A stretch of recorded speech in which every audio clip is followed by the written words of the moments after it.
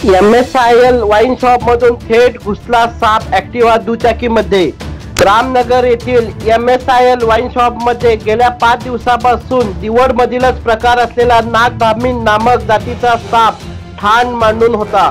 तर गेली 5 दिवसापासून त्याला शोधण्याचा प्रयत्न करण्यात येत होता, परंतु दारूचे अनेक बॉक्स असल्याने सदर सापाला शोधणे मुश्किल होत होते।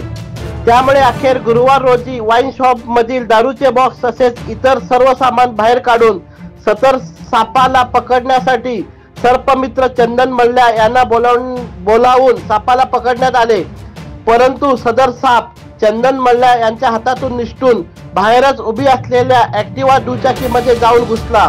त्यामुळे त्याला दुचाकीमधून काढणे मुश्किल झाल्याने सदर दुचाकी चालू करून थेट रामनगर येथील गॅरेजमध्ये आणून चंदन मल्ल्या यांनी स्वतः पूर्ण खोलली व त्यानंतर सदर सापाला ऍक्टिवा दुचाकी मधून बाहेर काढून जंगलात सही सलामत सोडण्यात आले।